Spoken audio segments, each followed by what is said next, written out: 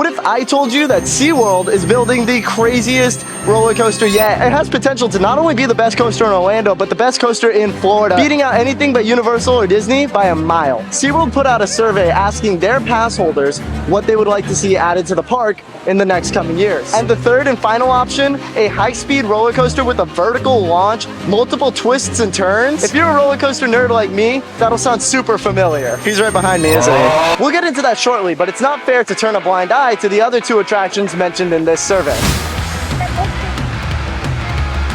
Come here. The first thing mentioned on SeaWorld's survey was Journey to Atlantis getting a full rehaul, the complete retheme. The wait is terrible. With this ride being built at all three SeaWorld parks, it's kind of a staple, and it makes sense that they would want to take extra care of this ride specifically because this one's the most well-themed of the three.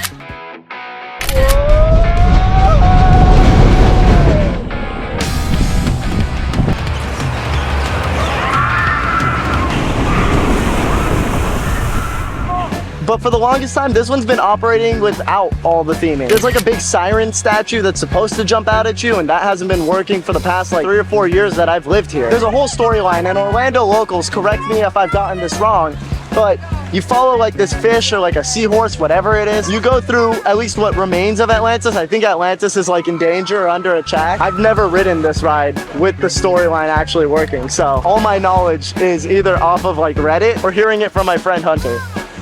Thank you, Hunter. And then by the end of the ride, I think you save Atlantis, something of that nature. The retheme, however, looks like a complete rehaul. It looks like they're completely gonna redo it. And SeaWorld says that if they go through with the revitalization of Journey to Atlantis, that they're first gonna restore the original storyline and effects, but then they're gonna enhance the theming and the music, giving, in quotes, this beloved ride a new chapter. My main concern is SeaWorld has been known to retheme things or theme things really well and not maintain it. My biggest issue is the whole reason the effects aren't working on Journey to Atlantis right now is because they ignored it. But truthfully, if we only have 3 options presented to us by SeaWorld as to what they're gonna spend their money on, a revitalization of Journey to Atlantis is at the bottom of my list of things I'd like to see them add. So let's talk about what else was mentioned in that survey of theirs. It's so funny doing a video like this because I'm in a crowded theme park and other people see me talking to a camera that is very far away, and so I look like I'm insane. I Talking to yourself then? The camera's over there. Yeah, I do YouTube. I look like I'm just talking to myself and I look crazy. It's great, I love it. Everyone say thank you to Sarah for holding my tripods. I don't know what I'd do without her. You're doing great. The second option is an immersive dark ride. I'm super indifferent about this ride because the description of this ride says that you're going to be able to embark on a captivating ride and an immersive journey into the world of jellyfish and other sea creatures that have been around since the age of dinosaurs. It's not the concept of the ride that bothers me. I think the concept is sick. It's going to be the execution of the ride. The reason I'm here by Penguin Trek is because this is one of the first examples SeaWorld actually showed us of really good immersive theming. Except for the actual ride experience itself,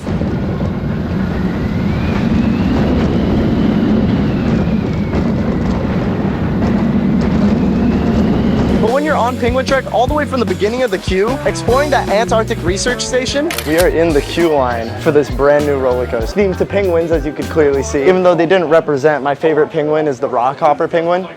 This guy right here. And so to keep up with the theme of cold things like the Arctic and other cold things like penguins, we have a refrigerator. All the way up until you go through the pre-show where there's all sorts of penguins and lighting effects, and it's really immersive. It's a big step up for SeaWorld when it comes to their theming game, which SeaWorld was never really known for. SeaWorld was always kind of Florida's Six Flags. They were never really known for their theming, but they made up for it in their animal experiences and their roller coasters, which they both excelled at. I would be all for an immersive dark ride experience. I really would be, because SeaWorld has said that they're focusing on the families, and you've seen it with Penguin Trek and Expedition Odyssey, those being family attractions. We talked to the park president himself, and he said families are what SeaWorld runs on. Those families are what make our park thrive. And so I fully understand SeaWorld trying to appeal to that family market. The family of 4 is gonna pay a lot more than me just trying to get on the biggest thrill ride. But my biggest issue with SeaWorld building an immersive dark ride, my issue lies within their ability to properly execute it. They killed it on Penguin Trek. They did such a good job, but their most recent edition, Expedition Odyssey, it wasn't their best work. With a really low quality screen projection, a not very exhilarating ride experience, Expedition Odyssey kind of let me down on several fronts. And I had really high hopes seeing how good of a job they did theming Penguin Trek. My biggest gripe with Expedition Odyssey is the fact that just down the road you could go to Epcot and ride Soarin' Over the World, which was made like 20 years before Expedition Odyssey, and the technology is miles ahead of Expedition Odyssey. It makes no sense, and I don't know whose fault that is, whether it's the ride manufacturer, whether it's SeaWorld's, whether it's the filming agency. It's hard to kind of pin who was at fault there.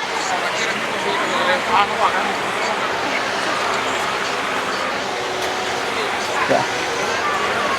It's a very busy day at the park today. We're at the peak of summer, so not only is it hot, but there's people everywhere, which is a good thing for SeaWorld. I want to see more people coming here. I just don't know if SeaWorld would be able to properly execute an immersively themed dark ride, especially with Epic Universe just 10 minutes down the road, bringing some of the best dark rides the world has ever seen with Ministry of Magic and Monsters Unchained. So are they even gonna really want to tap into that market where there's so much competition? Universal kind of has a chokehold on the dark ride world. And that's why out of the 3 options SeaWorld presented to us, I like the third the best. Because even if they fail at upkeeping it, it's still gonna be a killer ride. And they don't have to try too hard at theming it. Look at something like Mako.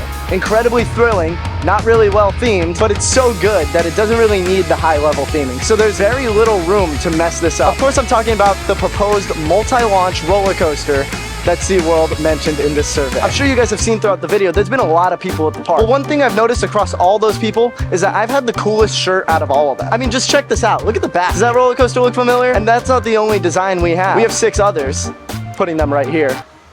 Check out the UnitedStatesOfAmusement.com and get yourself a shirt today. If you use code Zooter, you could get 10% off of your entire order. It is the coolest line of clothing. We're out here making roller coaster merch cool. That way you could ride your favorite rides in style. But let's get into the nitty-gritty details of what SeaWorld is proposing to build here, because this ride is a big deal. This is unlike anything we've seen before in the United States. SeaWorld themselves says this will be a coaster experience unlike any other. A dynamic roller coaster experience taking you through multiple twists, a vertical launch, several moments of weightlessness, and I love my airtime, and an open air vehicle so that you can feel all of it. Meaning we're probably only gonna have a lap bar on this thing, which makes it so much more exhilarating. As we've seen with SeaWorld in the past, they like to build package deals. They like to go with the same manufacturer across their various different parks. I speculate because it's a little cheaper if you're going up to a roller coaster manufacturer and being like, hey, I'll buy 4 of your rides, as opposed to I just want to buy 1 of your rides. If there's any roller coaster manufacturer people watching in the comments, let me know if that's true. I'm kind of just speculating there. I don't know how roller coaster sales works. But we've seen recently SeaWorld working with the manufacturer B&M quite a bit. They built Phoenix Rising, they built Penguin Trek and Pipeline the Surf Coaster,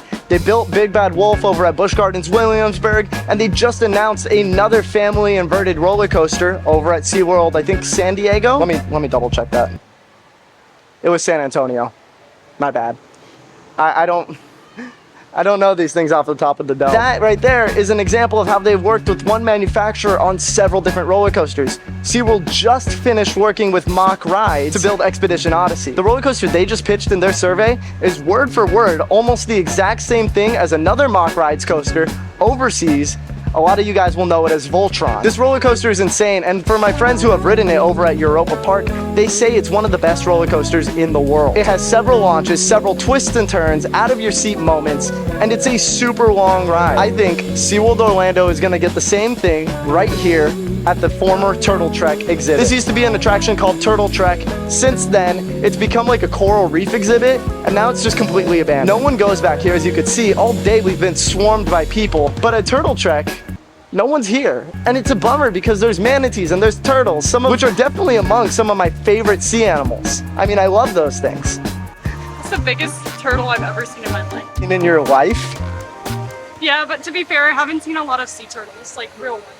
Like I've only seen the ones that are like in the ponds. Like this is like legit. Sarah really liked them too. It's a gigantic fish. Sarah, you know that's a manatee. I know. Are you telling? I thought that was a fish though. Even though she didn't really know that the manatees were manatees. But overall, I think this multi-launch Mack roller coaster would be the way to go. It looks a lot more thrilling than a lot of the other things, and SeaWorld has gone back to back on family attractions. I doubt they'd want to go for another family attraction or just a retheme of an attraction that kind of just all right. My speculation is that it's going to be right here. There's an open plot of land where they could build something that really sprawls out and does something crazy, something that we've never seen before, not only in Florida, not only in Orlando, but in the United States. Let me know what you would like to see added to SeaWorld Orlando in the next coming years. Let's continue this discussion down in the comments. I'd love to hear what you guys want. I think it's that was unnecessary. It's like the same facial hair and everything. Yeah, I totally see it. I see the resemblance actually.